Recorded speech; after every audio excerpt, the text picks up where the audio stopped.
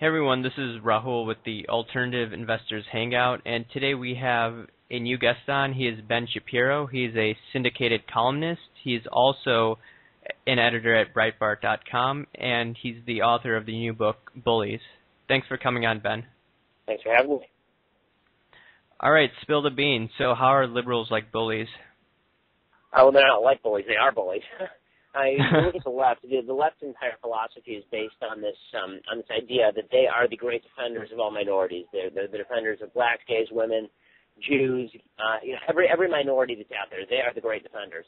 That means by necessity that if we oppose their policies, it's because we don't like minorities. And so that's what you hear from the left all the time. They're not interested in irrational debate.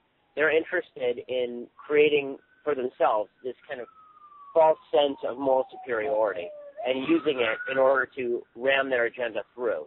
They don't want a political discussion. They want to feel like they're like you're a bad person and they're a good person.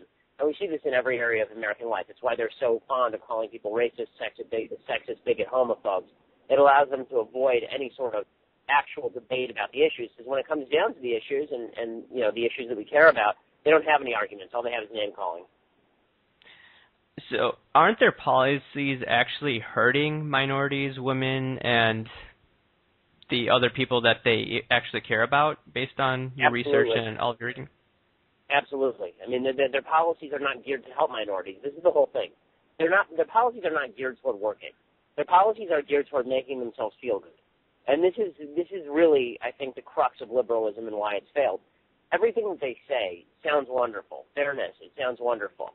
Diversity, it sounds wonderful. Affirmative action, it sounds wonderful. The problem is none of it is geared toward actual success, because the truth is that policies designed specifically for small insular groups, those are the policies that usually fail, because they have disproportionate impact on those groups.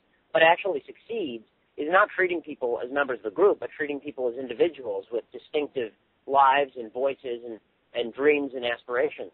But that's not what the left wants to do. It wants to treat people as groups and members of victimized groups so that it can feel better about having helped those quote-unquote victimized groups. All right, I wanted to get into this one topic of how liberals do act like bullies, and I've actually been bullied by some union guys, and I'm sure you have been as well. But basically, when it comes to unions, how do they bully the private sector? Well, all of unionism is based on bullying in the end. I mean, unless you have a completely voluntary private union, which is extraordinarily rare. Usually there's some sort of compulsion involved. There are people who are forced to be members of unions in order to work who wouldn't otherwise be members of unions.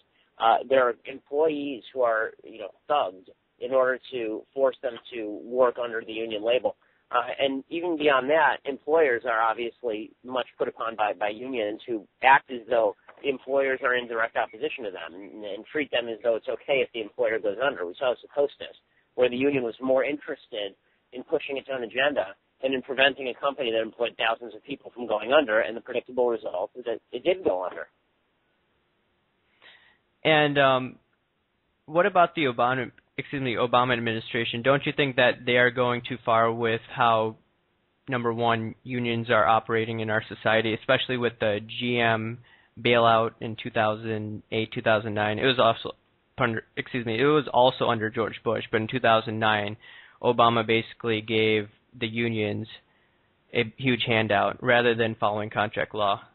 The result of Obama's union thuggery was that folks who were in line to get money, people who are pensioners, people who are teachers who've been waiting their entire lives because they'd stopped in GM, ended up getting 20, 30 cents on the dollar while the unions got 70 cents on the dollar.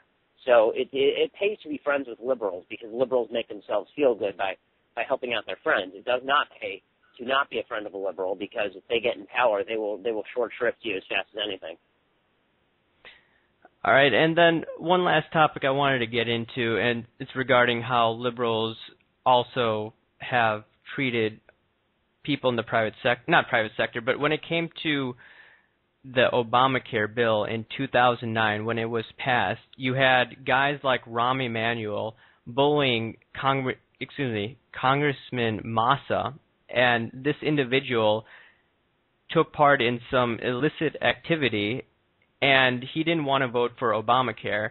And Rahm Emanuel basically bullied him, stated that if you don't, number one, pass Obamacare, or if you don't vote for Obamacare, then what's going to happen is I'm going to unleash this information on you. So do you think they try to use these type of tactics that if you don't go along with the plan and there's some illicit activity that they've engaged in, that they're going to be ratted out in some way or form?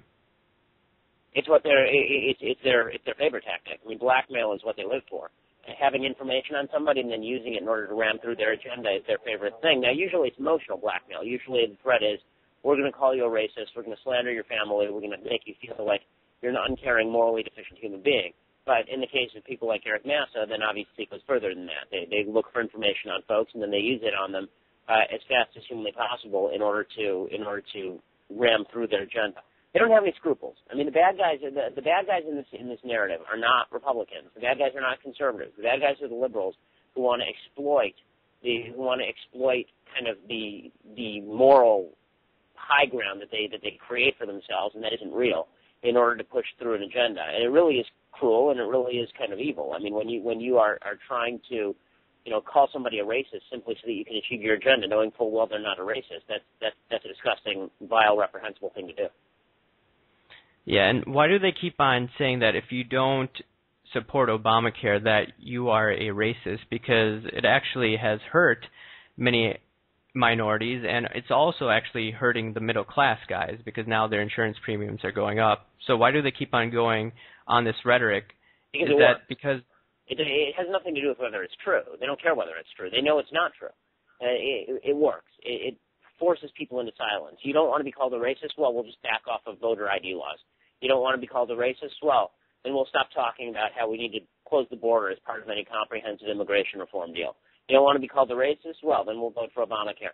What they do is they bring out the worst slur that you can use in American life is to call somebody a racist, and it puts somebody immediately on the defensive, and it's almost impossible to defend against.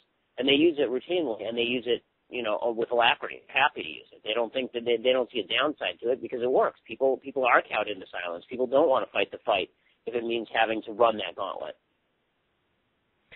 All right, Ben, before I let you go, how can people follow your work and then also purchase your book?